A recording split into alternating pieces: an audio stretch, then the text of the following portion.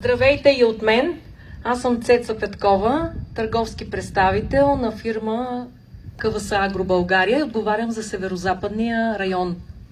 Искам да благодаря от името на КВС Агро България, която фирма е основен дистрибутор и представител на яра торовете за България, фирма Агро КГ като наш дистрибутор за района, за гласуваното доверие ние днес да сме тук с вас и да работим заедно.